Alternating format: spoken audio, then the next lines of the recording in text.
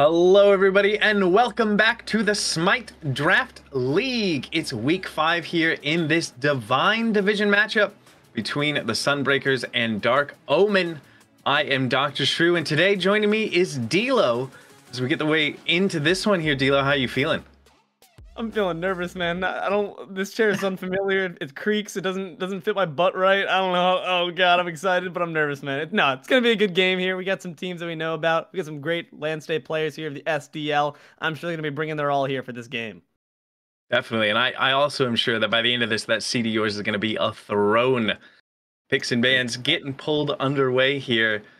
Based on, some of these players that we see, like you said, some big names on either side, is there anything you expect to see during this picks and bans that we might not normally see? I mean, I've seen, and this is just me having my little Oathkeeper Season 2 bias from the glory days of that time, but I know that Phoenix has got a pretty good pocket Odin. I've seen it be pulled out, not quite come to fruition, but I do like the idea that you have the ability to just shut down very specific dive-oriented comps, which I've seen quite a lot lately, but a lot of that dive currently being banned off here. The standards, though, it's going to be Kali, Sun Wukong, get some of the safe picks out of the way there, too. Ganesha, Baba. I'm looking to see, hopefully, some frontline be picked up first, because that's honestly always a safe way to go about it, even as Sunbreakers continue to ban it away. Yeah, agreed. I feel like frontline prioritization is very important in here in the Season of Souls. And Dark Omen seems to agree, taking away the Jormungandr as that last ban. Achilles on the other side was the last one taken away. There's still quite a bit open. The Ravana noticeably still available. And how could I forget about the Thor getting locked in right off the bat here by the Sunbreakers? I always say it whenever I see a Ravana or a Thor as the first pick. I love the idea of just starting off a bit wily, keeping your cards close to your chest. Now Dark Omen has to think a little bit more about what we want to counterpick with and who that Thor is going to be laning against. But to Dark Omen's credit, they're going to do the exact same thing right back with the very ambiguous Ravana pick. Yeah, flexibility on both sides. Neither team going to really know where any of these picks are going to go, except for the Hachiman. I feel like that is fairly safely going into Scopey's hands. It's going to the trash can, man. Screw this pick. Boo, boo. But no, it's a good pick here, and it's a safe one as well. You know you want some good safe escapability, some solid damage, some good objective shred. Can't go wrong with the Hachiman as much as those words burn in my throat. I like this a lot more. An Athena pick being locked in here for Sunbreakers. Easy CC. Opens up some fun potential comp avenues. Like I've said before as well on different casts, I love seeing the old Unga Bunga taunt to big damage combination. Hopefully going to see Sunbreakers bring on something big to match with that Athena, and this could be exactly that. Yeah, X-Ball has been on the rise time and time again here recently. He just does so much damage with those Brancine Bolas, and it's the combo, right? Xbalanque and the Thor. And you can even add in the Defender of Olympus there with that same global pressure. You don't know where they're coming from once the lights get turned out. It's going to instantly be just very turning corners with bated breath as Dark Omen. You've really got to make sure your positioning's on point. All of a sudden, two members could just double dunk down on you like Shaq and just bring the pain. But Dark Omen going to respond with some safety of their own in the form of Geb. It's a great response to an Athena and a Thor. Very reactable CC and very cleansable CC as well. Can certainly help get some of your teammates out of a bind. All right, I got a question for you here. Do you think there's a world where this is an Athena jungle? Or at least the flexibility for this to be Athena jungle to keep open that kind of we don't know where things are going for here for the Sunbreakers? I hope not, because I already barely know how to build support Athena, so the itemization of that's going to only throw me more for a loop. But hey, you never know. They do like to keep things a bit crazy on the side of the Sunbreakers, but I also know that Virtually likes damage, and we don't commonly associate Athena with that factor, so though I do like the idea, and it's certainly possible, I'm going to opt to say safely that Athena's likely going to be sticking with this X-Ball in the dual lane, and we can also safely say that Dark Omen are probably going to be sticking Tiamat in the mid. Yeah, we've seen a lot more Tiamat because of the rise of the Tablet of Destinies coming back into the game. She's just always been able to stack that so well. And even with the nerfs and changes to the items, changes to the god, doesn't really change the fact that it still feels really good on her. But now on the other side, we get to see what the mid matchup's going to be like because it's a Morgan Le Fay locked in for the Sunbreakers. Doesn't quite scratch my unga bunga itch of immediate gratification of big damage, but it is good damage nonetheless, and some also solid safety to your name that consuming power can both be used for defensive purposes with the long CC immune channel, as well as some good damage with those sword swipes. Ratatasker just going to keep adding on to the CC, another drop in the bucket for the Sunbreakers. I like how much lockdown and disruption their comp brings. And there's still the flexibility, right? Ratatosker could go into the solo lane. Thor could go into the solo lane. And then, I mean, I'm suppose it'd be a stretch, but there's a chance that we see Ratatosker support. That's been a thing in, seasons past, ever since the Acorn changes. Don't really know where anybody on the Sunbreakers is going for sure, except maybe the Xbalanque and the Morgan Le Fay. There might be no laning phase at all, Doc. It might just all be like just wandering around aimlessly, just finding those, those wandering harpies. That's the only farm anyone's looking for. Let the minions fall where they may.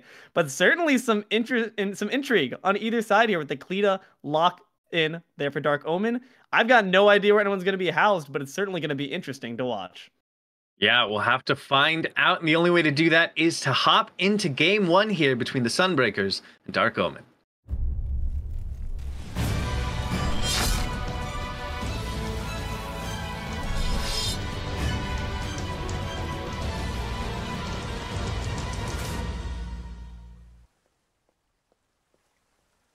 Welcome into game one here, everybody. And as we wait for buffs to spawn, I gotta ask you the hard question here, Deelo. Based on drafts alone, looking at this, what it is on paper, which team do you feel like got the upper hand coming out of picks and bans?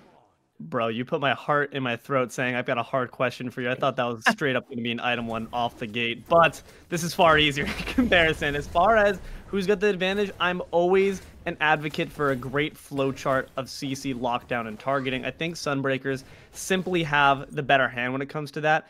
Geb does, of course, have some potentially very potent CC on his side with the Cataclysm and knockups, but Athena is just so simple. I've dashed, I've taunted, get him. And I think Sunbreakers are hopefully, alongside their X-Ball Thor side synergy, there's just so many ways this can flow, but all ways that it does end up, it seems that it's going to be kills in Sunbreakers' pockets. Yeah, there's so much that they can do if they can just combo together well on the side of the Sunbreakers. And we do now, we can see that it's going to be Thor in the jungle, Ratatosker over there in the solo lane, of course, and Athena in the long lane. So that flexibility, we finally, figured out the answer. We've solved the equation of where all these different pieces are going. And I like where I'm seeing this. This is not the worst equation. This is a bad equation, though, if you're Dark Omen. Wow, Fission got deleted. What a great hammer throw coming out of Virtually there to kick things off for the Sunbreakers. I mean, hey, that's solid work to your team. You have Thor. Early game pressure is certainly going to be a boon to that god who already does pretty well in that phase. Just going to make you scale even quicker there to that level 5. Start rotating quickly. Royalty better get out quick, otherwise he's going to be dropped next. Could be in trouble. Does take quite a bit of poke, and that should allow the Sunbreakers to grab those left side mid Harpies. Phoenix getting a little low on the other side as well. Is there anything a Ratatasker can do in the early game to deal with Ravana's pressure? I'm not gonna lie, I don't really spell the highest hopes. I think when you pick up this rat, you're hoping for those beacon fights to really be where the value comes online. Unless the jungler starts making some rotations over, I don't think it's gonna be the best matchup for you. That shield's gonna be awfully annoying to deal with, and right now DeceptionFusion gonna have to deal with a bit of pressure as well. But unless we start seeing some rotations, which doesn't seem like it's going to be the case with Virtually partying over in the left lane and Fishing over here in the right, I think Phoenix is going to be playing underneath that tower for quite some time. Yeah, Raven is just such an annoying god to lane against for anybody. It seems like Ratatosker no different over here, but is able to at least have the range of those acorns to clear from afar, to clear safely. Over here in the dual lane, though, I mean, Geb, not necessarily known for his early game as Fishin loses his beads in the jungle. Do you think that pressure is just going to stay on the side of Sunbreakers over there? Phoenix, though, very low. I didn't even see him because his health bar was so minuscule, but he's got the help from Virtually. Not going to be enough, though. Forerunner will pick up the kill onto the Ratatosker, but it's an early rotation from the mid lane as well, and now Fission is the one in trouble. Fission will end up dropping. Back and forth fight here. Can Forerunner get away from the members? He cannot. Dark will get himself a double kill with a great rotation on the Morgan Le Fay. The least mobile god on the Sunbreakers team coming up clutch there with a very early sub 5-minute rotation. And that's great communication there from the Sunbreakers. Hey, you lost your rat there, unfortunately. Like I said, it's not going to match the pressure from the Ravana, but if you can keep making trades like that, you're going to be feeling just fine for it. Now looking up on the kill charts, and also, it's exactly what we wanted to see. Some rotations from Virtually to alleviate some of that pressure off the rat. You got to be feeling pretty good right now if you're the Sunbreakers. Definitely, that's exactly what you would have wanted to have happen, even if you do lose your solo lane, as you mentioned. And I feel like, you know, in the mid matchup, giving a Morgan Le Fay a lead, at least, you know, correct me if I'm wrong here, but in my opinion, she's kind of got that little bit better of the early game and a 2-kill lead over her opponent. That's just going to make things even harder for Royal to deal with. Tiamat, absolutely a god that needs to be given her farm. And you saw the Tiamat trying to oblige, Royal going over to that aggressive invade onto the green buff. So trying to make sure you're not being starved out, important, but Darknms has to keep in mind there's a healthy balance to be maintained there. Even with getting kills, sometimes those rotations, I'm not going to say this time, it was certainly successful, but you have to keep in mind that sometimes, even if you're grabbing kills, those rotations can cost you crucial farm that will still result in you getting behind. I'm looking for some good aggression in the lane while you're farming up, but also keeping in mind that you have to kind of balance that with making sure the rest of your team's healthy. Hopefully going to see Darknms continuing to put that pressure not only in his own lane, but all the other lanes as well as necessary. Well, just under 5 minutes into this game, you're correct. I mean, look at, there's a little level lead going the way of Royal already here on the Tiamat because they've been able to just farm up, and Dark might be in a little bit of trouble, but has a good use of those abilities to stay safe for the time being, but does get poked out under the tower. In the left lane, though, Defender of Olympus is used, but the mounted archery counters out that taunt, and it seems like no blood gonna get spilled over there. But here in the short lane, Forerunner will get popped by a good rotation anvil at Dawn used there by Virtually to pick up a kill. And you see both of those blue gems down on the side of those semi-global ultimates from the two assassins of the Sunbreakers. You know they must have used those in tandem to ensure not only that they got the kill, but that Phoenix stayed alive. And that's just another aspect of that comp that you're offered, is the safety by that temporary timeout from the fight. If I decide that I don't want to play anymore, I'm just going to go up in the sky, maybe get a few points of health back and decide to land somewhere else safely. In this case, it granted Sunbreakers enough advantage to take that fight for their own. We saw aggression in all three lanes there between the two teams as Royal gets a little bit aggressed on. It seems like both teams are fine with fighting here in the early game.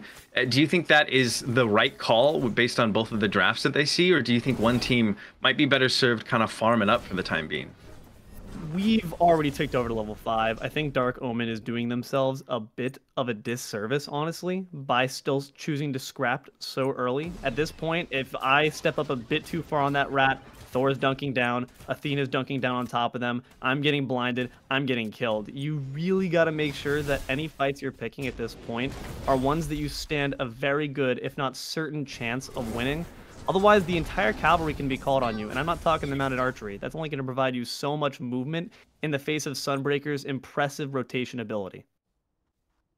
Yeah, there is a lot that the Sunbreaker squad can do regardless of where they are on the map. Really, it's just Morgan Le Fay, I suppose, that can't affect areas that she's not immediately around, which is crazy, the amount of pressure the Sunbreaker squad has. What are the Dark Omen gonna need to do besides maybe slowing the pace down to try and deal with this global or semi-global presence coming out of the Sunbreakers as the game goes on?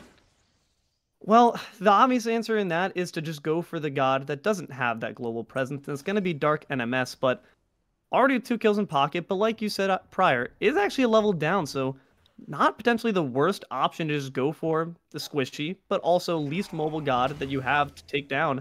Could be their answer back into this, but doesn't seem like they're really looking to do that, and it might have to wait until the first beacon fight. Oftentimes you find that despite the least mobile gods oftentimes being played in the mid lane. No one ever really wants to dedicate resources in there because of the ability for so many rotations from either side lanes to just make everything go wrong. But this could be a situation gone wrong. NoboFish getting the kind of Olympus there from the Athena. Yeah, rotations coming through towards the left lane, but Geb of DeceptionFusion taking enough to back away. There's more rotations coming through, though, as Anvil of Dawn gets charged up. The lights get turned out, and here slams down the Thor. DeceptionFusion's not tanking enough to live through that, and now the fight continues underneath the tower. Scopey is deep, but Dark has fallen to the hands of Fish in another rotation, not paying out. Virtually gets himself a double kill, though, but back and forth fights continue as Royal picks up one. Fishin gets himself a double kill, and that was just a huge scrap over in the left lane. What just happened there? That's unfortunately the downfall of when you feel like you have all the time in the world. We have all this extra rotation ability. I use my Defender of Olympus. Surely they'll never arrive in time. You extend that fight long enough, you've essentially defeated the purpose of what advantage your comp has. It took way too long, and it's not like Tiamat doesn't have tools to get into a fight quickly with that Swanton bomb. At that point, you need to just take your kill and go, but they just wanted a little bit more, unfortunately, and Sunbreakers paid for their greed. Yeah, it's definitely what Dark Omen would have been looking to do, because gold lead now just around 1,000 separating these two teams. Forerunner wants a little separation from Phoenix, and we'll be able to make it underneath his tower. And 9 minutes in here, as they continue to fight, this is so scrappy between these teams. I can't even have a conversation with you. Virtually does have to use the beads, but we'll be able to make it out safely. But more tools taken away from this Sunbreaker squad as Dark Omen are showing that they can fight back, and Fishin going hunting for anything but won't be able to find a player in the jungle. I'm liking this, though. I'm liking the fact that Dark Omen is willing to step up far. You have this Kleena, and I like how you can play her slick like that. Hop into the wall, my friend. Jump scare someone, why don't you? NoboFish going to be out of range for it, but I appreciate the aggression, but it might be returned here by the Sunbreakers. More rotations coming through. This is the Sunbreakers' MO. They're defending their purple buff, but it is stripped away. Will DeceptionFusion pay with that with his life? It seems like things are just gonna fizzle because Fishin can hop in the wall. DeceptionFusion tanky enough to walk away, and just a successful purple buff invade coming out of Dark Omen there. That's just two more camps to their name. Hey, they got the treasure chest, they got the purple buff. They're pretty happy about that, and if they can keep that up, then they stand to reach that late game, which is where that Tiamat's going to come online. And overall, I'd say Sunbreakers still do have very potent team fight comp. Just when Athena's rotating in, you have 4 members behind you to just deal damage to whoever's caught in that taunt. It's going to be effective no matter what. But overall, they're still going to have to just reckon with the fact that Rat, Thor, these are not late game gods. They're gods that provide the most pressure when their rotation ability is a valuable factor when you're not roving in a 5v5 death ball. That factor is going to be kind of coming offline a little bit as people start to group up. So the fact that it's not that big of a lead for Sunbreakers is a bit of a Dark Omen, you might say. Ha ha ha ha. Oh, someone kicked this man from the server with those bad puns. Beacon could be up here in the next 40 or so seconds, and already we see grouping around it. Do you feel like the early game comp of Sunbreakers is going to allow them to have an advantage around this first beacon? I mean, you have the Rat ult online, you have the Thor ult online. You don't have Defender of Olympus, though. Could prove problematic, but at the moment I'm liking Sunbreakers' chances because Ravana's still hanging around in the lane and Rat's in the sky. Good Cataclysm, though, to slow things down, but the Rat does land, and NoboFish will get the kill onto Fish, and DeceptionFusion to fall quickly after to Virtually. And now, with still 15 seconds left until the beacon spawns, Sunbreakers have all the control around this pit, and they're looking for further aggression onto Forerunner. He's taken quite a bit of damage, but Ravana, so tanky, has the Mystic Rush for safety, and will be able to make it underneath the tower. But that's just going to allow the Sunbreakers to take this beacon without having to worry about anybody really stepping up. Yeah, I mean, that's oh no, there might be even more aggression here. Royal gonna have to Swanton bomb to safety, but you're not safe underneath that tier 1. Will be able to get away. That was looking very close. That's my first successful C2 prediction. Please clap, everyone in the audience. But yeah, Sunbreakers did exactly what they should have. They rotated using their potent abilities for it, and now they're gonna look for a Gold Fury off the back of it. They are already starting to burn it down. There are members of DarkFusion nearby, maybe trying to steal this one away. The Kleena ultimate comes out, but Sunbreaker's able to pick up the Fury, but at what cost? Because Forerunner's here, and he's got himself a double kill. He's still charging forward, and Darknms needs to get out. Has the good self-peel of the Morgan Le Fay, but is getting absolutely ran at and might turn the corner into Fission, who will pick up that kill. All NoboFish can do is try to get a back off underneath his tier 1 tower. Seems like he'll be able to make it out safe. Gold Fury traded out for 3 picks for Dark Omen. Honestly, looking at that blue bar underneath the X ball, I would have dove. I mean, I'm a dummy, but I would have totally gone for that kill. But a 3 for 1 Gold Fury 13 minutes in, it's not the best. And you can see that with the XP difference, what that's going to cost you. I mean, sure, 100 gold to your name, you can buy a soda. That's nice, but the level leads at this point are just going to further spurn Dark Omen's advantage, and now they're going to look for the Pyromancer to continue in that vein. Stanaway is going to look for the steal, a good 2-man taunt, but not going to be enough to take that one away. Dark Omen extend their lead even further. But yeah, maybe playing a little keep away with the bomb. The Anvil of Dawn lands down, but Fission can just hide in the wall. The dash is good to buy some space, but not enough to save the life. As Virtuality gets that kill. Forerunner, though, is still around, and the scrapping continues. He's just gonna get the bomb as you called for, but is it gonna pay? He does not pay for it with his life quite yet, though. I might have just caster cursed at him because he's still in a lot of trouble. A great cataclysm, but it's not enough. Darknms will get that kill, and now they're looking towards the Geb. This fight extending here in the red buff pit of Dark Omen. DeceptionFusion will not be able to get the dash off, and that's yet another kill going into the pocket of Thor, who's now 7-1-4. 3 members down for a Pyromancer. I respect the fact that they got the bomb. Thank you, Forerunner, but this is why I'm a caster, not a player. You shouldn't have done that. Now you're dead. And unfortunately, Dark Omen paid quite the hefty toll for that objective engagement. They tried to get a bit frisky with it, but now gonna say timeout permanently. We're gonna pause it real quick, throw it to the desk as we assess what's going on here with this game. I mean, it's been interesting. There's been a bit of back and forth there. You saw the objective play. We had one for the Sunbreakers, and then they paid very heavily for it. We saw one go to Dark Omen, and they paid very heavily for it. You got to know when to hold them. You got to know when to fold them. You got to know when to walk away. Yeah, it was an even trade, though, right? I mean, objective and 3 kills as we hop back into the game here for objective and 3 kills on the other side. It just, I guess, in this early game, the only real difference would be, is Gold Fury or a Runic Bomb more valuable? But purple buff might be the most valuable, at least for what the Sunbreakers are looking to do. They will steal it away, and Defender of Olympus is coming in as well. NoboFish doesn't even need the help of the Athena to get the first kill as Fission falls. Scopey is low as Anvil of Dawn is up. Will he come back down here in this fight? Doesn't look like he's going to, because there are low health bars. And now NoboFish is on the run. Can't make it out, though. Good kill by Royal. The great wall, as you said, to make sure that they are able to get out. Beads are required, but what a taunt coming out of Stanaway, just saving the life of his mid laner. And will be able to make it underneath the tier 1 tower, but this dive is not done yet. DeceptionFusion taking it up. Stanaway's tanky, though, and there are still members here. The backliners, they didn't leave. Royal will punish one, but gets punished himself and kills flying across the screen as Scopey does get Stanaway. Looked like the tower picked up DeceptionFusion. Don't do it. Oh, he does do it. Scopey will fall to virtual lead. Nobody was backing there. I kept just assuming that these backliners with no health bars would just leave. That is just, oh my gosh. I mean, we had 1 kill only fall to the tier 2 tower, or tier 1 tower from Royal. So at the very least, in that sense, you didn't lose quite as much as you wanted. But look at these charts, just absolute polygraphs right now. And Phoenix might be adding to it. Be careful, my friend. Is the blue buff worth your life? Dark Omen is playing so aggressively, and Sunbreakers is trying to match that energy as much as they can.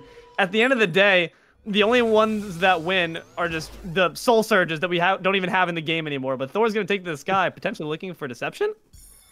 Could be, but just going to opt to land. He was looking for Fission on the Kleena, but good use of staying in that wall to make sure that Anvil of Dawn doesn't end up working out. And virtually will grab both of those oracles, at least grabbing something for his ultimate.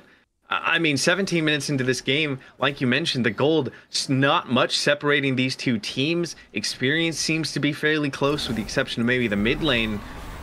I'm curious to see what this next beacon fight brings, because it seems like they're going to bring it underway right now. DeceptionFusion is getting melted, though, has the Cataclysm and needs to get out. Good Stone Shield to buy some time, but is it going to be enough? It is. He makes it underneath the tower. The taunt does not land, and here comes Scopey on the mounted archery to deal some more damage, but Royal's taking the most. NoboFish will delete the mid laner of Dark Omen before charging forward, but he gets jumped on by Forerunner, who will pick up the kill. Rat does land down in the backline, but Fission's the one in the most trouble. He will fall as well. This beacon fight could not be more back and forth, as there's still 3 people on either side around it. Forerunner's not done, and he will push away Darknms, but Anvil Dawn has had time to come back up. Is it going to be enough? He'll land against the 3-man stun. Good wall off the back of it, but he gets deleted. At least setting up for his mid laner to get a kill, but neither team having the advantage quite yet. The bomb does knock him up, and he will get himself a triple kill on this Robin and finally secure this beacon for Dark Omen. The only ones left standing on the side of Dark Omen, the imposing front line, and Phoenix having to return back, probably with some PTSD after watching his teammates just be slaughtered with impunity. Dark Omen, after grabbing that beacon, gonna use that extra objective damage, put it to good use here. Look for this Oni Fury now. That was just, again, a bit of overextension on honestly both sides here. It really was a coin flip as to who it could have gone to. But once Sunbreakers used their trump cards, it just was all over for them. Oni Fury gonna be picked up here for Dark Omen, and Pyromancer might be the answer for Sunbreakers. It will be. They'll grab that for themselves, pick up the bomb, but look at the swing to Dark Omen there. That's a big shove in their favor. This Forerunner once again getting aggressive. It seems like he just doesn't care how many members of the Sunbreakers are around. He wants to fight, as does Fission. They will back up as more members of this Order side team step forward. 19 minutes in, is Fire Giant on the menu for either one of these teams? Their objective burn isn't terrible on the side of Dark Omen. It's not the greatest on the side of the Sunbreakers, if you ask me for sure. I'd say we stick to the scraps we're at right now with how these teams have been playing. They don't really need an objective as an excuse to fight. I think probably what's going to be the plan of action here is wait till we get a kill or two and then start to aggress on that and potentially extend that into even more bleeding. But right now, Dark Omen, I think, has the clock in their favor. I think their comp overall just scales better into the late game. You're going to have Tiamat eventually once those cooldown items start to be built even further, just spamming with impunity those Ruinations and Primordial Onslaughts. You're just going to have tons of damage coming out here from the Kleena. Now that you have that Soul Reaver as well as a Transcendence stacked, you got to wait for that a little bit. Dark Omen, I think, stands to win a lot more. So Sunbreakers, honestly, could potentially try to invite some aggression by taking an objective, but I'd say just use the mobility. Why even need to center them into one location if you can just be wherever you want on the map at all times? Very true. They definitely can choose wherever they want to be, and it seems like Stanaway wants to be in the solo lane to make sure that Phoenix stays safe. Virtually takes a lot of damage. This Tiamat might be close to online. Look at that. Having to use the hammer to get out as the Thor is very low. This tier 1 tower in solo surely will fall. And it does, and Forerunner still wants to take this fight because look, he knows he has the rotations of his teammates coming in, and he is comfortable on this Robin to take this fight. But it looks like Sunbreakers spot out this rotation. We might get a bit of a standoff over here in the solo lane. You have Virtually approaching from the left side. They don't realize he's there, and he could very well drop on top of them like a bolt from on high, but I think Dark Omen are going to decide to disengage here. With some of the poked out health bars from the Sunbreakers, it's not the worst idea to potentially try to draw a cheeky fire, but I like what they're doing right now. They're just going to play it safe, unless you're Forerunner, in which case you're not very safe at all. Wow, he up-downs with the Mystic Rush. That's brave, but he has help here and will be able to live. It's actually Stanaway who's in a lot of trouble. The Anvil Dawn lands in the backline, though, and Virtually will get a kill onto Fission. Forerunner still frontlining here on the Robin. Rat goes up-down as well and is looking for more onto Royal, but it's a good Stone Shield to buy time. The body blocks coming out on DeceptionFusion won't be enough to find too much more. Still, these fights are so scrappy, so extended. Royal, though, needs to be careful because they're looking at him, except for they change targets and the Geb gets popped by the Sunbreakers, all the while Scopey just split pushing. I mean, tier 2 tower fall, that's something solid to your name. Dark Omen still have the ability to contest, but Royal's not going to be able to after that kill from Bert. He is not. Fire Giant now almost at half HP, and it's really just Forerunner nearby. But look where Scopey is, split pushing at the same time, opting to trade this out possibly. Forerunner is getting low, but is at least giving them something to look at. He ups down, he wants to get the kill, and he will onto the Thor. The Fire Giant hasn't been dropped yet, but Sunbreakers will be able to pick that one up for themselves, and now we're going to get revenge onto Forerunner, shut down on the Ravana. Scopey, though, did find the Phoenix while all of that was happening.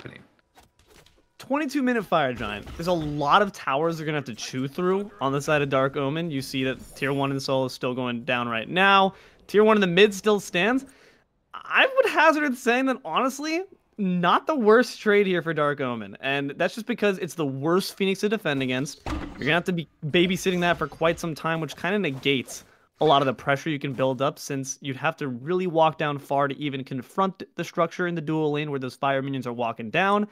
Sunbreakers, it was a good attempt there, and I'm glad they did get the FG in the end. It would have really been a stinging blow if they weren't even able to grab that, but hopefully this beacon will at least spell a small victory they can put in pocket off the back of that FG. They are charging it up right now, but there are members of Dark Omen around. It doesn't seem like they want to take this fight around the beacon, which surprises me with how much both of these teams have been wanting to fight. Now the Primal Fury going to get looked at, and it seems like Dark Omen respecting the Fire Giant buff and going to take this Pyromancer in trade on the other side. They'll pick that up for themselves as Primal Fury is dropped, going the way of Sunbreakers. Do you feel like Sunbreakers should just push down this left lane as a 5-man unit, or do you need to still try and deal with these other towers, like, you know, first and foremost? That's a lot. It's a lot of wasted time, I feel like, honestly, if you start pushing on that left lane. You have an excuse to fight in the mid lane, not only because that tier 1 tower and just the wide berth of structures that are existing there, but Phoenix might try to do something about those structures right now. They are diving past the tier 1 tower right now, spinning to win as Stanaway takes a bit of damage. The tier 1 falls without any issue. It seems like for the moment, that's going to be enough for Sunbreakers, as the Titans are pushing down this mid lane. Sunbreakers, if you're on their team, are you looking to push with your Titan here then? Yeah, that's the excuse for the fight that we're looking for here. But what's going to be key, and where I think, honestly, Sunbreakers have kind of had trouble, is spreading out these wide circle, disruptive, take to the sky, smash down on you, and kill everyone ultimates. I want to save one maybe as initiation. You don't even need it here with the Titans clashing. One in the middle to disrupt, and maybe one as a cleanup. Hopefully going to space out your resources, because once you're out of it, you just got nothing left in the tank, and you're going to be all out of gas. Chaining the CC and the initiation tool is going to be key for the Sunbreakers here, as they do defeat the Titan of Dark Omen, at least for the first time this game, in the mid lane, and start to look towards the T2 tower with their own Titan. But Dark Omen not going to give this one up for free. Good damage through the wall from Fishin', and the knockup will put Sunbreakers packing, at least for the time being. The Titan falls, but now Sunbreakers, they want to take this fight because Anvil Adon will land, and it was massive. Virtually will get the kill onto Royal. Forerunner taking a lot of damage as well, but he continues to go in, trusting his damage on the Robin, forces out the beads, but has to back up. Defender of Olympus and through the Cosmos getting used here as well. And then what a taunt that was. Phoenix will blow up Scopey, and this Sunbreaker squad are still 5 strong. They'll get another kill for themselves as well. Fishin' versus the world. The blink from Phoenix, not quite enough. 4 kills, though, going the way of Sunbreakers. Do they just get this Phoenix for free? They could potentially even go for game. You got 18 seconds here. I mean, the health bars are all yellow, though, so they're going to opt for safety. I agree with that. That is exactly what I was asking for. They spread it out. You started off with a fantastic Athena taunt into an Anvil of Dawn. You didn't have the Rat up, ult up at first, so maybe it was just honestly forced circumstances as this last Phoenix spawns back up, hopefully going to defend that one properly. Then you had to through the Cosmos be landed, and then it was all free from there. If you space out your resources properly, keep the enemy guessing, keep their eyes to the sky, they won't be able to pay attention to the X-Ball just basicking them to death in front of them. What a great turn of events from Sunbreakers there. As you mentioned, they are able to keep their left Phoenix alive, and it will start regenning now. Just looks like maybe one more fire wave that they'll have to deal with. They managed to get rid of all but one tower left on the map and get a mid-bird. I mean, obviously Dark Omen can step up to this FG, but do you think that they need to just only go for a steal? Because it seems like Sunbreakers have turned quite a bit in their favor. As far as the initiation goes here, Sunbreakers theoretically have the ability to not only just step up, but they can also counter-initiate properly off it too. There's not really the greatest initiation on the side of Dark Omen without Geb having that blink. I don't really quite find there to be an obvious source of engage, so honestly, it might be best to just wait for Sunbreakers, who currently are on that lead foot, to set the rhythm of the Samba and try to step on their toes a little bit once that Fire Giant gets low. Fission just gonna have to chill on the wall for a little bit, though, underneath some pressure from the Sunbreakers, and manages a nice sneaky escape. Pyromancer is up, and the advantage around that one easily going the way of the Sunbreakers. Forerunner might look to steal this one away, but decides against it, so another Runic Bomb going in the pockets of this Sunbreakers squad. We're not yet at the enhanced Fire Giant moment. Do you feel like the Sunbreakers could afford to just wait until it ticks over to that EFG? It's like that marshmallow experiment. Delayed gratification is just a very valuable tool, so honestly, not the worst idea if you are really trying to just swing this game and just make things over from the jump, but I don't know. I don't think Sunbreakers, unless they have a really solid Athenaton, are going to be able to just find a kill for free. Might need to start with the objective, because that Stone Shield is just going to be able to shrug off a lot of that poke just so. So Sunbreakers, indeed, I think, are going to opt for a bit more fire pit positioned pathing here and try to bait them in that way. It seems like they agree with you for sure. They're playing a little back, trying to see if they can get Dark Omen to come in. Phoenix around the outside. He's going to look to kick things off here, going up into the through the Cosmos. Where are you going to land? Anvil of Dawn was used as well, and the Sunbreakers want this initiation, but Phoenix has gotten caught by a lot of CC, needs to back up. Forerunner took a bit as well, but that's an Aegis forced onto NoboFish with the beads.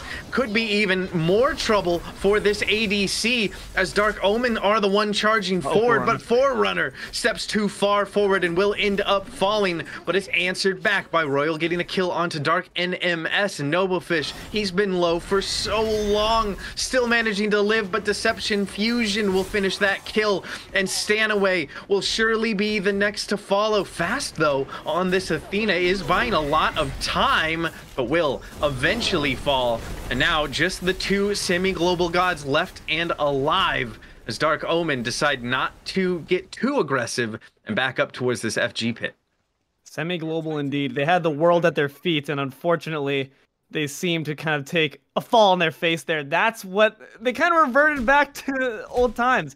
You saw the expenditure very early of both Anvil of Dawn and Through the Cosmos and Darkest of Nights. And once they've just used all of those abilities, and I don't even think they all hit their mark, what do you have left? Dark Omen saw that as their chance to engage. Honestly, that fight could have even gone a lot worse for the Sunbreakers. Could have been a complete wipe, but now they have a chance of redemption here with the Fire Giant, now an EFG, being dropped low by Dark Omen. And Through the Cosmos is used first here. Ratatoskr of Phoenix looking down into the pit. Anvil of Dawn used as well, as Phoenix lands into the back line and into the foreground is virtually. He does land a very good hit there, and Fission will end up falling. The Fire Giant goes the way of the Sunbreakers. They take it in the pit. What a counter initiation, and Scopey's low at the same time. Phoenix will get that kill, and Forerunner now the one in trouble. What a turn of events for Sunbreakers, as Forerunner is taken out as well, and now the chase is on. What can Sunbreakers do with this lead they've just gained for themselves? Is this just game? All right, well, they shoved me up first, I'll say that much. They used both their ultimates, but hey, the difference maker was they both hit their marks that time, so hey, kudos to them. That's proper play right there. They divided their targets too. So at the very least, if you're going to use them both at the same time, make sure that you divide your attentions, keep everyone on the back end. Right Phoenix is going to go down. They might look for the end right here. They are. Royal gets blinked on and stunned out, but has the safety to underneath the fountain for the time being. The Titan, though, taking quite a bit of damage. Is already at half health, and here comes the Thor once again. The Titan deleted, and Sunbreakers show that mobility is king and take game 1 over Dark Omen.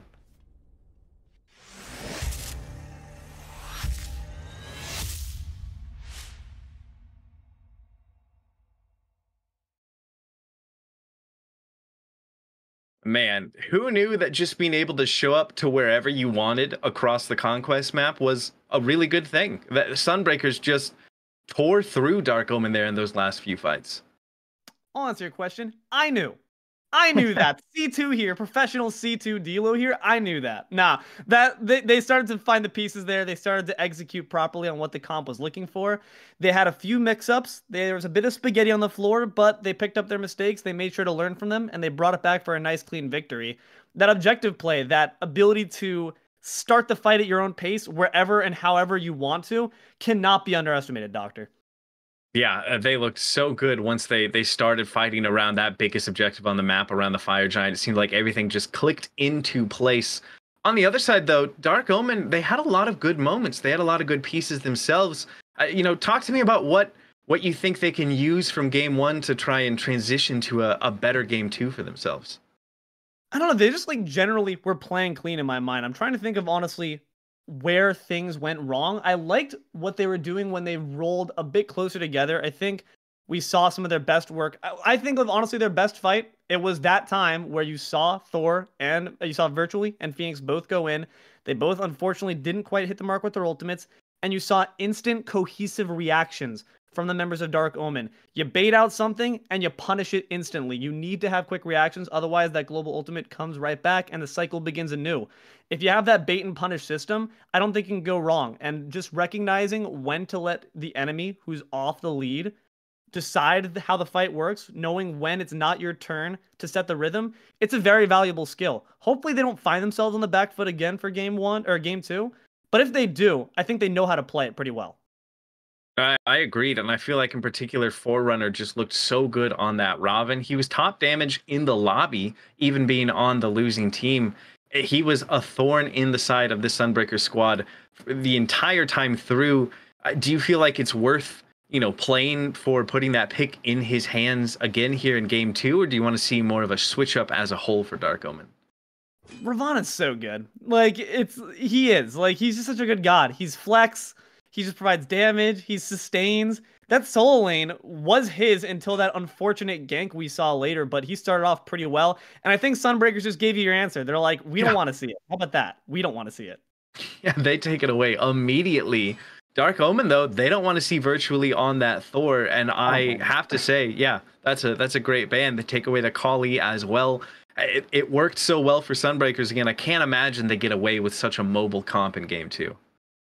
It always feels good when you can align and overlap a target ban alongside a meta ban. That's just that warms your soul, right? It's like good comfort food. It's chicken noodle soup. So Sunbreakers and Dark Omen both gonna elect to just strike off these really strong physical threats. And the only magicals we're gonna see are returning threats as well. Baba Yaga and Yorm are out of here. Yeah, still a bit on the table, though. Achilles was banned away in game 1. That one's still on the board. Ganesh, I believe, was banned away as well. And Dark Omen will pick that one up for themselves first overall.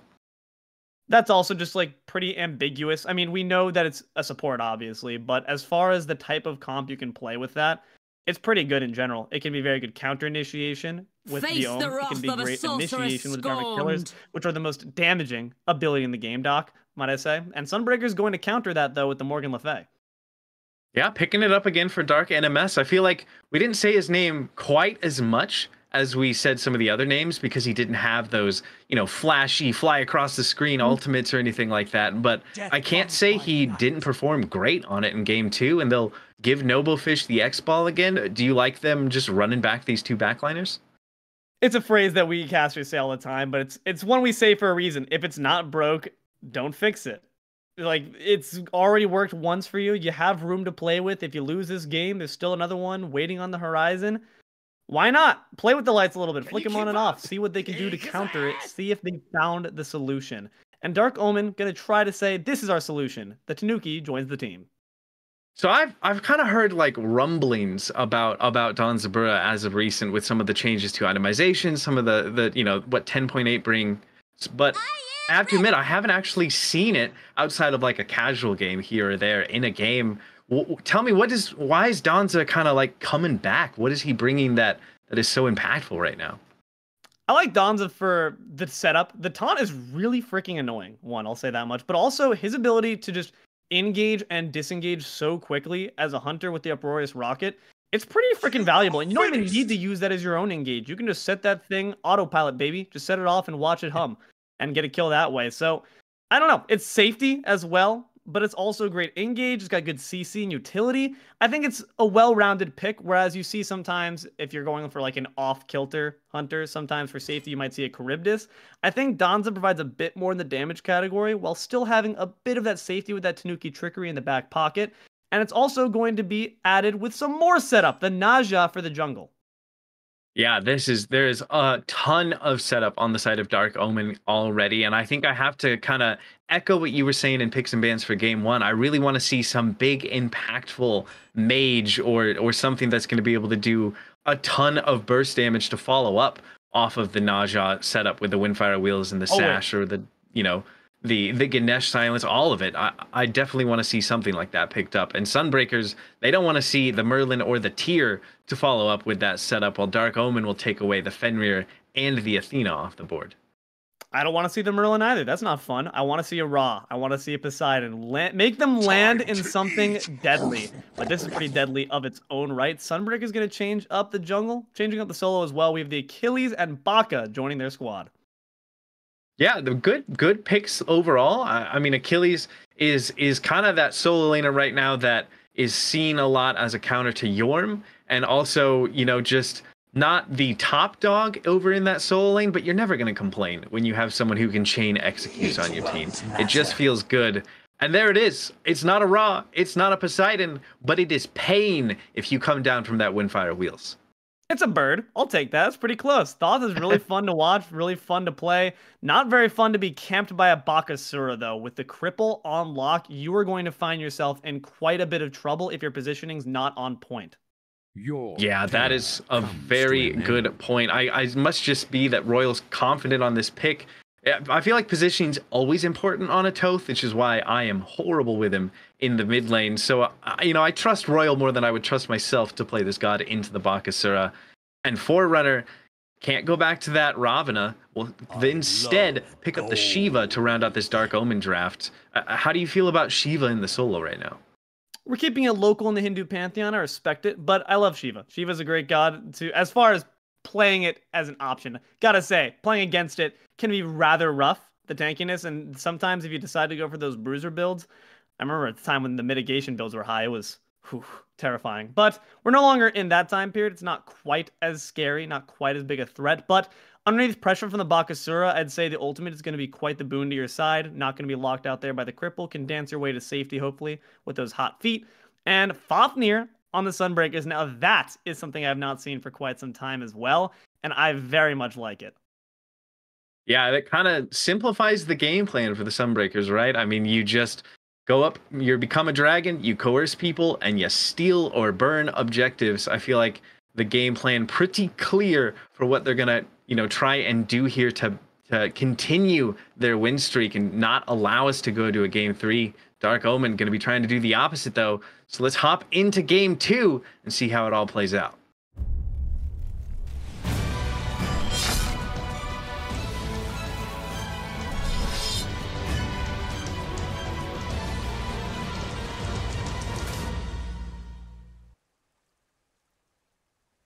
Well, here we are in game 2 between Dark Omen and the Sunbreakers. As I mentioned, Dark Omen gonna be trying to extend this to a game 3 and take this important game 2 victory. Deelo, I gotta ask you, do you feel like they drafted a comp that's gonna be able to do that, or did Sunbreakers secure their set win with the draft they locked in? I always like watching a Thoth, but I'm not gonna lie, I always have great fear when I see it being played as well because it's so abusable. At least on the Morgan Le Fay, you have the benefit of that CC immune ult with the consuming power. Pre-level 5, yeah, Baka's not even going to be the most scary god, but can still leap at you, can still basic you down with the Butcher Blades. So, I'm not gonna lie, I think Sunbreakers still have a decent ways about them. What I do think Dark Omen's key is here, though, is a lot better support peel with the Ganesh versus the Fafnir. Exactly what you were already worried about, virtually just walking at Royal, but it's a good sash to make sure that the Boxer can't do too much damage. I agree, though. This pick for DeceptionFusion going to be very, very impactful the later this game goes on. Do you feel like with this Ganesh paired up with the Donza, they're going to be able to keep up with some of the pressure that Don Zabura and, excuse me, that X-Ball and Fafnir have in common together? I think, honestly, it should be relatively safe. Yeah, your clear is not going to be the highest, but neither is it, honestly, on the side of the Sunbreakers. I'm not too worried in that sense. What I do really like about it, though, is the fact that once Fafnir hits level 5, enters that dragon form, you try to leap in, cause some chaos. You know what's meeting you? A big, fat library silence. You're not going to be saying anything, not spitting any flames, nothing. So that's what I'm looking for, is really tight awareness from DeceptionFusion, sticking by your backline, especially that Thoth, making sure they stay safe and that anyone who tries to get near them stays quiet. I love that library silence. Now I'm just going to imagine DeceptionFusion putting his finger to his mouth and saying shush every single time. Might be looking to do a little bit of that around this shield buff, as there is rotations from both junglers, but no blood going to be spilt quite yet. Just going to be the shield buff taken away there by the Sunbreakers. As far as these junglers go, it's going to be interesting as well. I have to imagine both are opting to just really bum rush it to level 5, because as Naja, I don't want to sash into a Bakasura. I don't want to close the gap between me when I don't have my ultimate online. And you see that Virtually is bringing on the exact same game plan that we saw prior, of just really going aggressive here into the opposing members' camps. I like it. Keep it up. You saw Fishin doing it last time. We're going to reverse it now on its head. Try to get a good imitation going of what the Kleena was doing in the prior game. And that's just going to grant you a solid boon. Hopefully get that Baka to level 5 a bit prior to Naja. And if that does happen, I want to see the Regurgitate come out immediately. Do you want to see it come out immediately onto Royal? I mean, you've already mentioned that is a hard target as a Thoth to kind of go against. Is there anywhere else that Virtually should be looking towards, or is it just mid? I mean, you always have the classic gank the dual lane and just target the support down because it's the easier one. But with the dash, honestly, on the Ganesh and the ability to silence, it's going to be mildly annoying. Just take out the Thoth. It's a tale as old as time. That thing's immobile. It uses its evade and punish, and then it dies. I'd say once that cripple's down, the only issue I will say, though, at the same time, you do have the beads, so you're going to have to keep that in mind. Yeah, all right, maybe potentially go for that. Maybe worry about Forerunner instead. Oh, he's so low. Great dodge on the execute, and he turns it back around. Forerunner feeling himself on the Shiva will get first blood onto Phoenix. That was impressive. No cap. I mean, you had the dash to evade that fatal blow. That was very close for comfort. Phoenix saw red, saw the kill in your eyes. Unfortunately, got it reversed on you, and you know what? I'm just going to chalk that one up to foul play. It happens, buddy. You just got to shake that one off, get back into it. But not good. You don't want to be seeing that happen. If they're in the fatal blow range, you got to make sure that you have your target set lined up. We didn't see a gank happen in the solo lane until a bit later in this game. Have to wonder if it might be the same case. Honestly, I don't expect it to be. I think you leave these two alone and really focus on abusing it where it's easy to do so. And that's going to be that mid and left side. But right now, they're just intent on scrapping to the ends of the earth. Yeah, just solo lane things over here. Both very safe picks, as you mentioned. Both, I agree. I feel like neither one needing any extra amount of help. Just leave them on solo island and look elsewhere. And it seems like that's exactly what both of these teams are opting to do. We do see a little bit of a rotation from Virtually towards that right side of the map. Maybe just countering out everything the both of us just said. As he rotates around, could look for a pick onto Forerunner, uses that Regurgitate, gets out the ultimate from the Shiva though, but it's still so much damage, and Virtually will get revenge onto Forerunner, taking the first kill going the way of the Sunbreakers.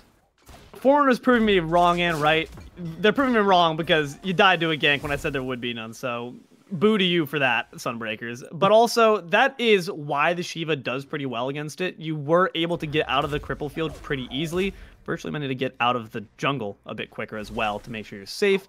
But unfortunately, it's just pushed up too far for your own good. If you're not going to have ward coverage and you have a Baka who you know wants to really use that yak attack on someone, some poor soul who steps up too far, you should make sure that you got some vision up there just to keep your insurance up. But unfortunately, not going to be the case, and that's going to even the scoreboard 1-1.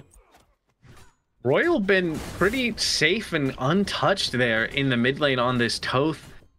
Do you feel like at some point it becomes a mistake not to look towards this bird in the mid lane, or is it just going to be just as easy later to still jump on top of him? I feel like that all the time with mid, but the thing is, it's the mid lane, and that means there's constantly visitors like a friendly elephant that there is right now, so it's a bit difficult to make anything happen. I get it, and if you're getting successful kills on the long lane and the short lane, I can't really fault them for it, even though I do agree it's a big issue. What's going to be the main follow-up after those Windfire Wheels? It's Royal and the Final Judgment. So why not make sure that scaling doesn't quite get to the point you want it to as quickly? Why not put that Thoth in the dirt? I think it's a bit of an oversight, but it's not the worst one. Phoenix almost had a bit of an oversight in the solo lane, but he might still does decide to stop channeling the back. That could have been disaster, as Forerunner has so much pressure over here in the short lane, but there's a big rotation from a few members of both teams towards this side of the map. Fission is caught out, but has the sash, the beads, and the ultimate are good though, and Fission needs to back away from the Morgan Le Fay, who did a lot of damage in response there. You saw the lights flicker off for a second, but here might be the pressure we were talking about onto Royal. Has that final judgment, will decide to use it, but virtually will get the kill onto Fission. Lots of ultimates getting used here, and Royal will get the kill onto the DoctahShru instead of the other way around. And now Forerunner has to go back underneath his tower, as the dragon form has been used by Stanaway, and they're looking to get a little bit of pressure at least onto the bastions of this solo T1 tower, excuse me. Silly 1-for-1 there. You lose a jungler, you get a jungler. We'll take that trade. Honestly, I think that showed a bit of a weakness there, or maybe a bit of a counter that we see from the Sunbreakers. Darknms didn't even have beads up during that engagement, but with quick reactions was able to use the consuming power to negate the Windfire Wheels from Fission. That's going to be rough. You need to make sure that not only those relics are down now, but also the consuming power is not going to be a threat to your ability to set up. You might have to start thinking about easier targets that don't have the ability to quickly react with a long CC immune ult. But as far as that goes, not going to be the case right now. Phoenix underneath some pressure, though, from the ultimate from the Shiva. I feel like every time we cut over to this solo lane, Phoenix is just getting shoved underneath his tower.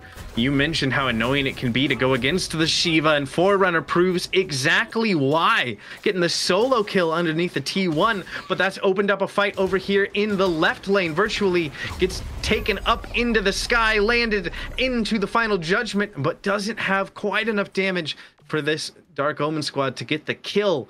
They do force the DoctahShru back. And with Gold Fury on the table, we could see a team decide to pull it, but they're just kind of dancing around it for the moment. Do you feel like Dark Omen have enough of an advantage to try and force this objective? Looking at the blue diamonds, I gotta say, I'm a naysayer to this one, Doc. I'm not gonna lie. I think it's a bit of a risky endeavor. You only have the pillars, which, granted, very good objective securing ultimate, but not enough versus the offensive pressure that you're faced with when it comes to a fatal strike should the Achilles rotate, yak attack from virtually, consuming power as well as the dragon form. It's a lot to deal with. I think Dark Omen are doing themselves a favor by keeping it safe here. You have a small lead right now. You don't want to throw that away for nothing. Yeah, and it seems like Dark Omen agree with you. They kind of look at the Fury for a second and then realize maybe we can wait until a little bit later. Beacon will be spawning here in just over a couple minutes. That could be the next big team fight that we see between both these two squads, which will give them enough time to get those little blue diamonds filled back up, to get themselves all their resources back. If we see a full 5-on-5 or even just a 4-on-4 where the solo laners don't rotate around this beacon, who do you feel like has that advantage in the early game? I think it's he who cast the first stone, genuinely. I think Virtually and Fission are honestly going to be a lot of the engage here. If Virtually gets the Yak attack off successfully on the two backliners, it's all over. If Fission can snuffle out the flame of Virtually by just sashing him with the quickness, making sure that ultimate never does go online, then you're in a good spot. But ultimate will indeed go on to DeceptionFusion. Indeed, they're going to try and find this kill onto the elephant. A good dash to buy some space. Just a little bit left, but not enough damage to get the kill onto the support. There are quite a few members of the Sunbreakers around, and it seems like, you know, indeed, DeceptionFusion is right. They just can't handle him, and he's able to live for the time being. That was close. And also that was a really close bad encounter for Royal and Fission. Rotating in while their support and fellow carry were underneath the tower, would not have been able to help. So good pathing to their credit to ensure they didn't run into danger, but that rotation from them was late and it nearly cost the battle. You've got to be careful, make sure that, especially if you're a low mobility god like Thoth, that every step you're plotting is very careful. And Forerunner's got to do the same, as everyone's starting to kind of mill about in this solo lane jungle. Seems the Fury's been forgotten about for at least now. It has a lot of focus instead on this blue buff, either secure or steal away, and Forerunner will lead the charge. What a final judgment. Blows up Virtually there, and now Phoenix has to use the fatal strike to try and make it out. He cannot, though. It's a double kill from Royal, who has those extended abilities to be able to just do so much damage, and forces back another Darknms under the tower as well. This Thoth is just starting to swing now that that Charon's coin is online. During the interim period, I think there was actually also a kill onto Scopey. We weren't quite able to catch the scene of what went down there, but Fission might give it a reenactment based on how much damage the purple buff's doing. Stanaway tries to make an appearance, but loses the dragon form and loses the will to fight with it. But overall, that was honestly a great fight there from Dark Omen. They had the lead foot, and that shows what the Shiva can do. Just walk at you. And if the Thoth's behind a target like that, that is just so difficult to circumvent when you're using that ultimate, it's a very huge boon to Thoth. It distracts everyone. Immediately, it's a panic button. But Sunbreaker's going to decide to try to afford some of that pressure back here by grabbing that beacon. They do pick up that first one without really any fight whatsoever. The fighting taking place before the beacon had even spawned, and they say thank you very much. Taking that one for themselves. Scopey, though, going to look to get a kill in return onto NoboFish here, but is taking a lot of damage. Knows he has the help of Fission on the way, though, but look at those autos so much. There was just... that was one auto away from Scopey getting put on the Grail scale again. He will just be immediately forced to back. And it seems like, you know, NoboFish on this Xbalanque is just swinging just like this Bakasura is on the Forerunner, but Shiva's pretty safe, pretty tanky, and actually going to turn around to take this fight in the 1v2. Very confident on this solo laner, even forces out the fatal strike. Execute threshold not quite reached there, Phoenix, but that is going to be ultimate down, and Forerunner still safe enough to continue just farming the wave. You got a 2.5 level lead. You got to play through the Shiva. This god is scary when it begins to snowball. You don't even have to worry about the fatal strike, so Forerunner is going to opt to continue to box, knowing that DeceptionFusion potentially around the corner should Phoenix stray a bit too far to line. But this could be a potentially big gank. Royal's made an appearance as well. Not quite sure if they'll find anything of it. I think Phoenix is on the up and up. It's just blue buff pressure once again. They do have a sentry ward there to make sure that they know exactly where this Dark Omen team is rotating. The blue buff is a foregone conclusion, but this fight in left lane might not be. The rocket spins around in circles, and NoboFish is low, but he's got reinforcements, and he's just buying time. Scopey, though, does get the kill, but is in so much trouble on the back end of it. Consuming power is enough to get the kill. Fission comes in, but it's a bit too late and has to use the Windfire Wheels to make it out. The transformation coming out of Stanaway, though, but good job by Dark Omen there, realizing so many members of this squad were on one side of the map. They pick up the Pyromancer for themselves instead. I'm liking the objective play from Dark Omen. I need Fission to just be a bit more rotationally aware. I think that's been a bit late to the party a few times now, and it's cost your team and nearly cost your own life. Had to use the Windfire Wheels just as an escape method. Not how you want to see such a potent setup ability be used for the defensive end, but you got it with your life. Can't really complain too harsh about it. But you can see it's telling in the levels. You have the solo level victory here. It's 3 above the Achilles. That's solid, but 2-level disparity here for the Baka. I think we've honestly set the players of the game. Oh, wait a second. Hold on, though. Toth just only being a 2-level disparity now with the Morgan Le Fay just ticking over to 14. That's going to be huge as well. Overall, Dark Omen have actually done a pretty solid job here, and I think it's partially credit to that objective play in boosting up their levels above their opposition. Yeah, definitely. It's just really the jungle that's been struggling, as we see Fission has dropped around 2.5, maybe 3 levels behind. Forerunner has no fear in this 1v2 though, especially since Stanaway is not going to be able to do too much damage. He's taking this fight, even going to ult to deal a little bit more poke and clear out the wave. Just so comfortable on the Shiva right now. Fission is going to make a rotation over here, but these are tanky targets that they're going to be looking at. Phoenix does step up quite a ways, but with the sash off the mark, that might just be the end of it unless Forerunner has something to say about it. He'll just get some more poke damage. Windfire Wheels, though, they are committing to this. Phoenix taken up into the sky, deals quite a bit of damage, but has the Fatal Strike to make it out safely. It seems like Phoenix is going to be able to live for the time being, but look at the rotations from more members.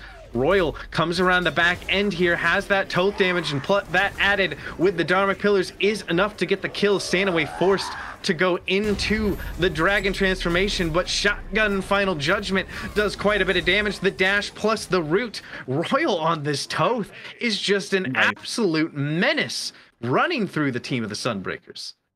Library silence right there. DeceptionFusion kept him in place for a decent amount of time after entering the dragon form, allowed Royal to put on more damage before the leap could even come out. Then once it did, it was already a done deal. But now Scopey trying to put damage on reverse might not succeed. NoboFish just has too much damage on this Xbalanque and will get another solo kill as Scopey was stepped pretty far forward there in the left lane. The tier 2's tower still stands on the Sunbreaker side in solo.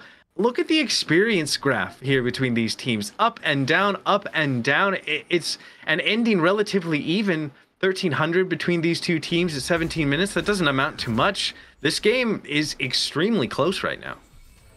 And for this game, it's not quite as obvious to me, honestly, who has the advantage when it comes to the 5v5s. Might be seeing it here on this beacon fight. Big sash there, forced the beats from Darknms. Horrific comes out as well as Final Judgment is available, just charging it up to look for maybe an opportunity. Beacon progress going the way of the Sunbreakers, and they're going to have more rotational power as Virtually comes in, uses the Regurgitate, but gets taken straight up into the sky, lands back down in a whole world of trouble. But Fission's actually the first one to fall, answered back immediately though, 2 going the way of Dark Omen, as well as the beacon going the way of the Sunbreakers. Dark Omen, though, diving underneath this tier 1 tower, not wanting to give up the fight. Here comes the rocket, and it's enough for Scopey to get the kill onto Stanaway. The tier 1 tower will answer back with a kill of its own, though, onto DeceptionFusion, but Scopey picks himself up a double kill. And this tier 1 tower proving to be quite troublesome for Dark Omen, but they will eventually get the kill onto this structure as well.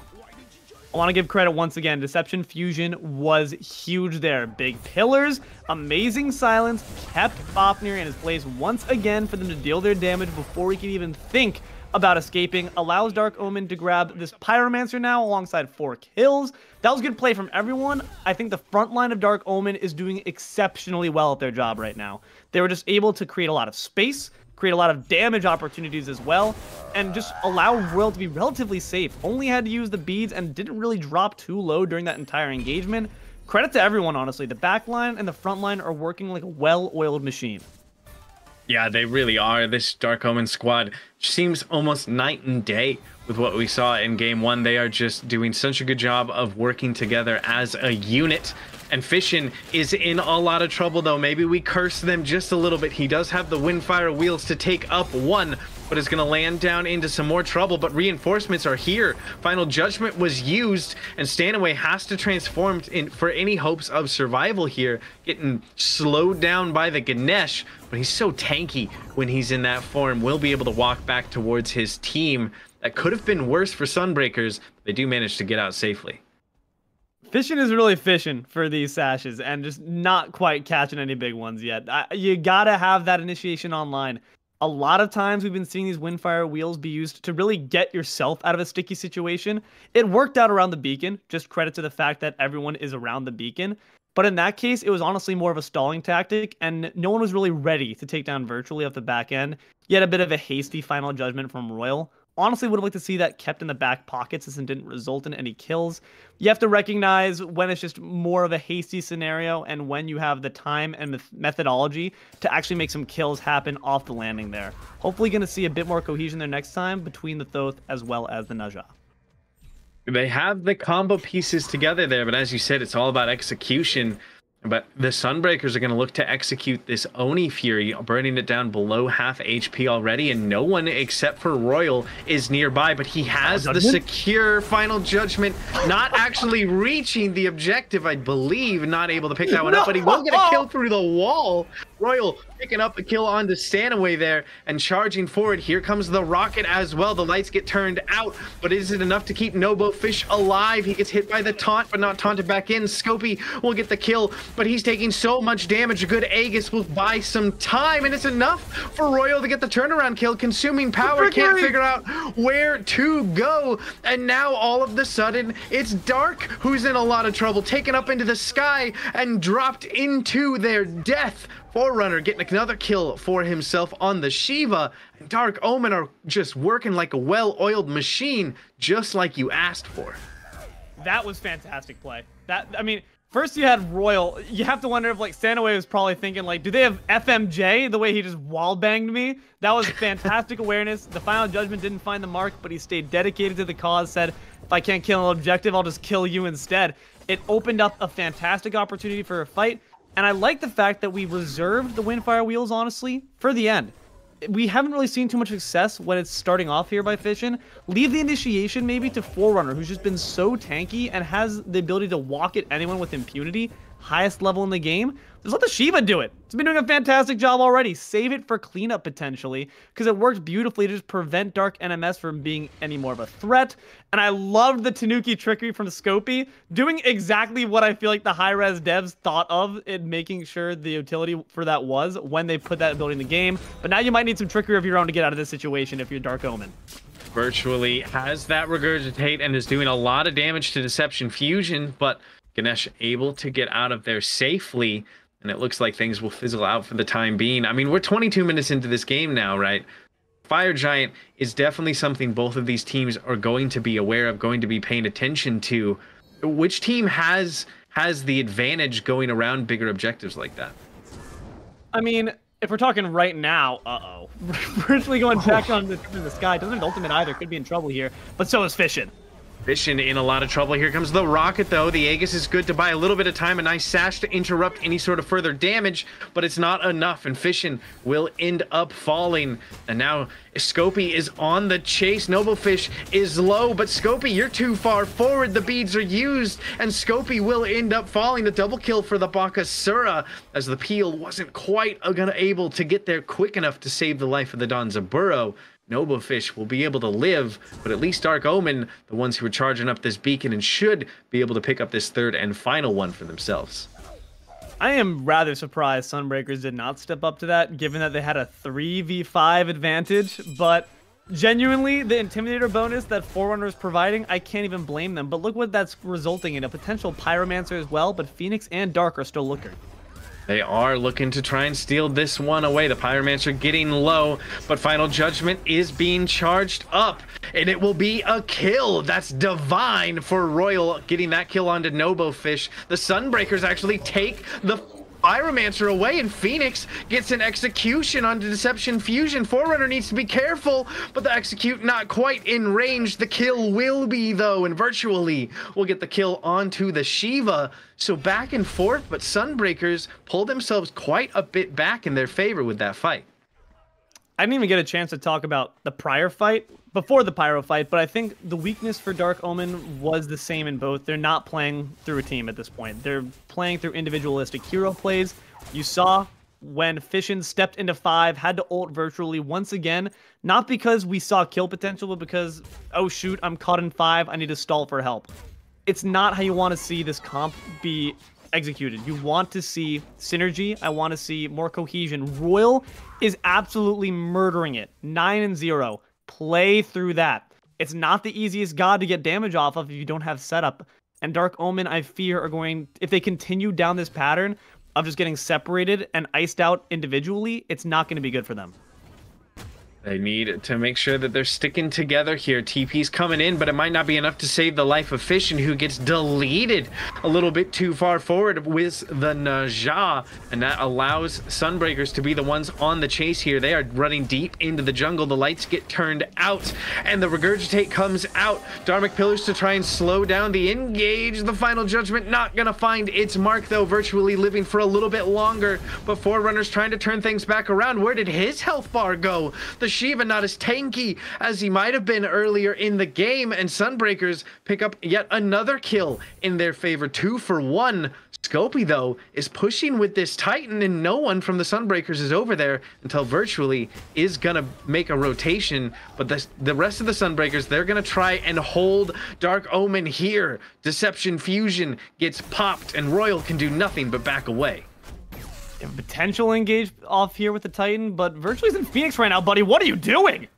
Scopey so aggressive. One more auto is all that's going to be needed, or maybe a taunt over the top of the Phoenix, and he's going to burn this away. Fire Giant getting looked at. They are losing this left side Phoenix. Can they at least get the Fire Giant in return? Because there are members of this Dark Omen squad nearby. Royal will get one as the Fire Giant drops below half HP.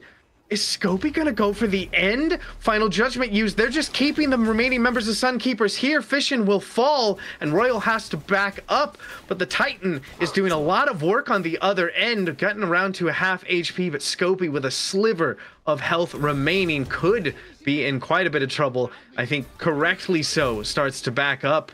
That was so much aggression coming out of the Don Zabura. Dark Omen owe their lives to that Tanuki, because that was fantastic play. Look how much damage the Titan just suffered. You pushed down the Phoenix as well. Again, I think this happened also in game 1. So really, accolades to your carry, because that saved the FG, saved the fight. Dark Omen was getting picked off once again. It started off with Fishin. Just, I don't know why Naja was so dang far up, but got caught lacking, got caught out, got caught in the grayscale. And then things just really spiraled from there.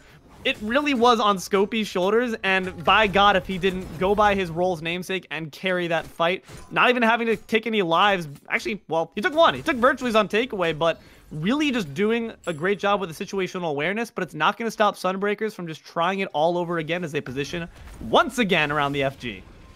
Yeah, get your tap shoes on here, Deelo, because we're going to start dancing around this Fire Giant, as neither team looking quite confident enough to just straight up pull it.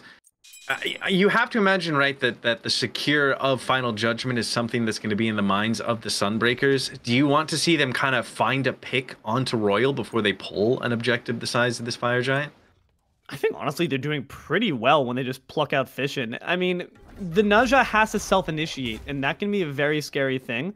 So if you just let the Naja kind of kill itself, honestly, use its sash as a bit of a suicide button, you have beads on both Darknms and Virtually. You have CC immune ults.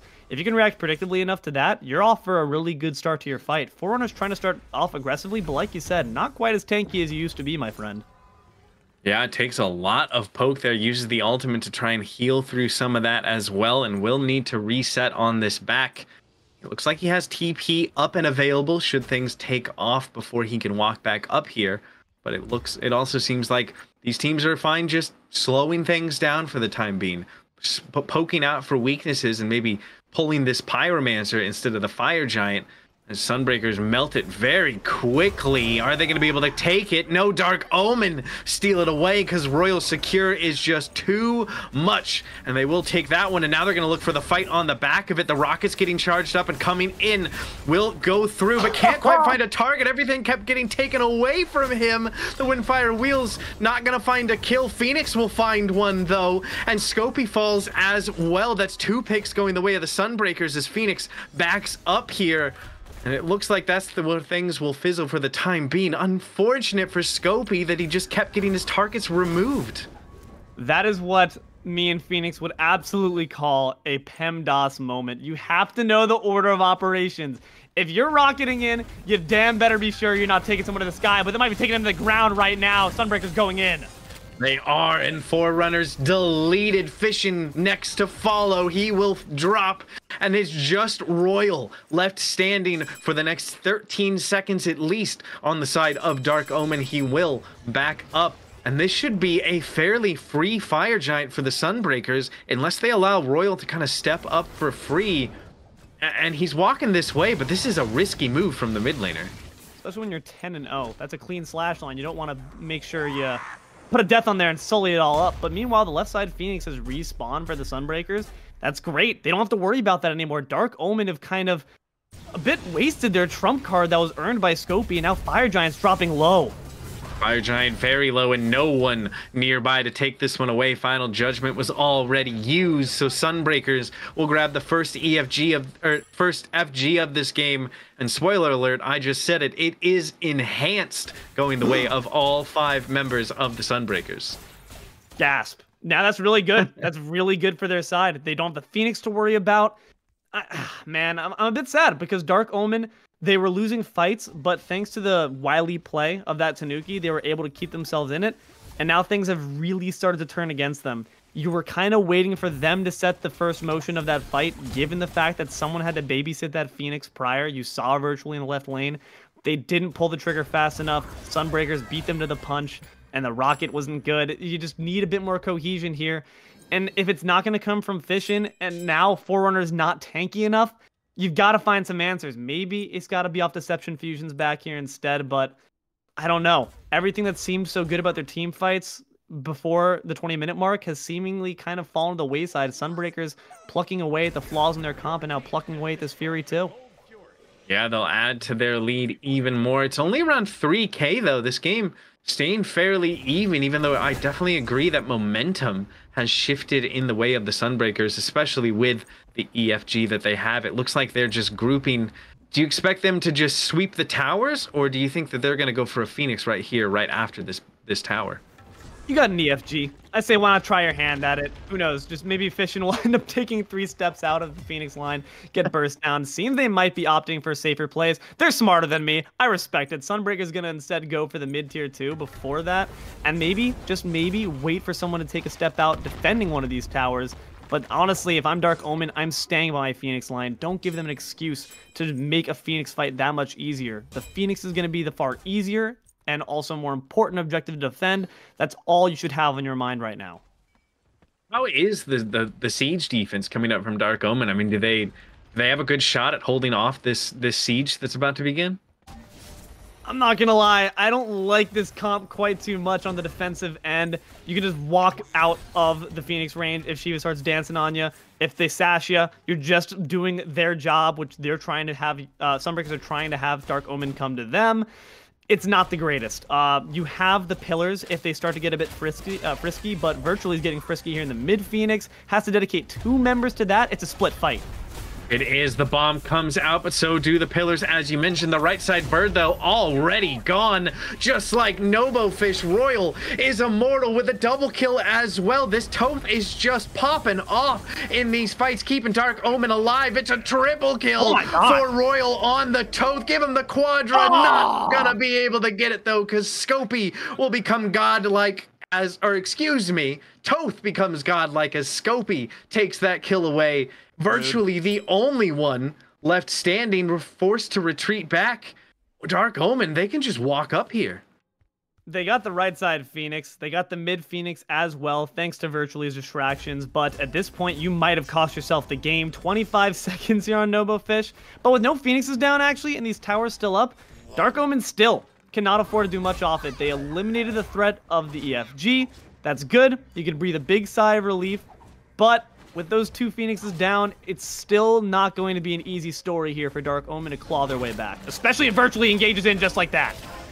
Oh, no, Fission took so much damage from the tower, and now there's nothing they can do. Virtually gets himself a double kill. Royal, though, answers back, but he's low, and there are members of Sunbreakers who have respawned. They're more concerned about saving their Phoenix there on that right side of your screen. They will be able to successfully do so. Royal gets his back off, but that was just maybe a bit over aggression without the minion wave from Fission and DeceptionFusion there. That, man, you hate to see it. You hate to see when you get some momentum back in your favor, And oftentimes, when you're being starved, when you're parched for water, you take big gulps of it once it's put in your hands, but you need to take sips. Baby steps here. Small victories lead to big victories. We don't need to have it all in one big gulp. Unfortunately, Dark Omen going to get gulped themselves by the Great Devourer. Yeah, a little bit of survival handbook coming out of Deelo there. I know my stuff. I didn't know that. Yeah, that's good to know, and I think Dark Omen needed to hear that just a little bit earlier, as now Pyromancer getting started up and going the way of the Sunbreakers, who, once again, now that they have everybody back off the gray screen as virtually respawns, feel like they're the ones kind of in charge here. The mid Phoenix still down, the right Phoenix still down for Dark Omen. Map state not looking great for this Oderside team. Can they afford to step up to this next EFG? You have 2 fire waves coming in, but they are the more easily defensible ones. You have to make it quick, though, and I think Sunbreakers are going to realize that. They're going to let Dark Omen be the ones to make the first move, and Dark Omen have a history of hesitancy here by the Fire Giant Pit, but the Oni Fury, Sunbreakers are not hesitating on that one, going to drop it with the quickness. That is trouble for Dark Omen. Now it's going to be Oni fire waves in 2 different lanes pushing down towards the Titan. Going to be even harder for them to defend. Does the Oni Fury kind of change their ability to step up? Because it looks like it's only Forerunner. I'm going to answer that one for you, as Fire Giant is started up here and getting taken down towards half HP already. Forerunner getting zoned away, and it seems like Dark Omen aren't going to be able to step up to this next EFG. But Phoenix wants to take this fight onto Royal, wants to get this shutdown, but the Toth is safe enough to make it away. Fire Giant, once again, going the way of the Sunbreakers. EFG, Oni Fire Waves, it's looking to be a very, very difficult equation, but if you use your PEMDAS properly, kids, everything is surmountable. Hopefully Dark Omen going to find the right equation here to make sure they get back into this. And for me, what that looks like is a solid engagement on a prime target with these Windfire wheels and solid cohesion afterwards. But right now, Dark Omen going to just be, unfortunately, sieged down as their left Phoenix falls. The last bird is down, but hope in the right Phoenix as it falls back up. Well, they might not live for very long, because the Sunbreakers are going to use this time to get aggressive. They take the mid Phoenix the instant that it comes back up, and a blink comes out to make sure the right Phoenix goes down as well. Royal unable to find a kill with that final judgment, as Stanaway, he transforms. They might want to look to push here, but Dharmic Pillars is going to force them to back up, and this is Dark Omen's moment. They are charging forward. The rocket coming out. Forerunner will kick things off with a kill on this Shiva of his own. Stanaway in a lot of trouble, getting silenced down, and shush, he gets put back on the gray screen. Scopey will take credit for that kill, but the fire minions, they're in here. The Titan is so low, Fission has to go back to deal with them, as the rest of his squad is on the chase in this right lane. 2 members down, that was good. You got a good defense there. You're going to continue the chase, it seems, but Phoenix might be down with that defense as well. The blindness is down. Forerunner taking a lot of damage. Phoenix is still very healthy. Final Judgment comes through and deletes the health bar of NoboFish, and Royal picks up his 15th kill of the game. Scopey will live through the execute for the time being, and Phoenix now the one under pressure. Phoenix now trapped between 3 people. Doesn't get taunted back in, but it might not end up mattering. The auto's just not in range, and Phoenix is at least buying a lot of time before he will end up falling to Scopey. It's just Darknms on the defense. Fire minions, Fission once again has to come back. This Titan is getting lower and lower. Might have to base race against the PvE mechanics here if you're Dark Omen. Come on, man. You know they're coming. Like, you gotta be careful. Forerunner's gotta be careful. I don't know if Dark Omen can afford to really even push this, and I think Virtually might even opt to go for a sneaky engage there. You need to just have all members doing exactly that. Back. I want a full perimeter set up around that Titan. I don't want anyone who I'm not clearing walking even a step into the throne room. Yeah, that Titan's health bar is so low you can barely see it on the minimap there. And Virtually is gonna step up here. Fission in trouble once again, but he has the help of Royal, who will use the Final Judgment just barely off the mark with the read there. But that ultimate will come up relatively shortly, so not the end of the world, as long as they can make sure that this Titan stays safe. Yes, it will come back up, but it's again showing in my eyes that fishing on this Naja, it's just not coming to fruition the way we hoped. So many times as Sunbreakers grab themselves a nice Pyromancer, we've had to see Royal hitting these abilities raw. And it's good because 15-0, he's clearly capable, okay? Not going to throw any shade to my man playing the Ibis. He's killing it. But you have to imagine there's a higher ceiling for that, and that comes from greater team cohesion. Have yet to really see it, Doc. I would love to have a bit more of a team mentality here for these fights, because so far, a lot of these abilities have had to be used for self-safety. They really have, and now the Sunbreakers are going to try and test the limits of this team cohesion as they will charge forward. The Dharmic Pillars and the lights come out there, and here comes Scopey on the rocket. He will not actually ride on it and won't find too much of it. But Dark Omen, they can't afford to take this fight in the throne room because of how low their Titan is. The minions are pouring in everywhere. This is so difficult for Dark Omen to deal with. And this is the Sunbreakers know that they are charging forward. Now the execute is good out of Phoenix, and virtually he's bored of this game. He'll jump in, regurgitate all over the Titan, and Sunbreakers will take the set in a 2-0.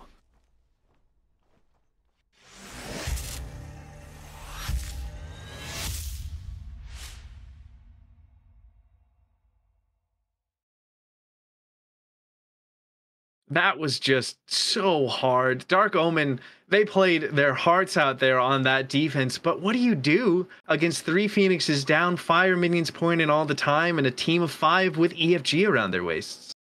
Not much. It's tough, man. That's a very difficult scenario to be in, and one unfortunately wrought by just a few poorly executed team fights that were more so a collection of individual scraps.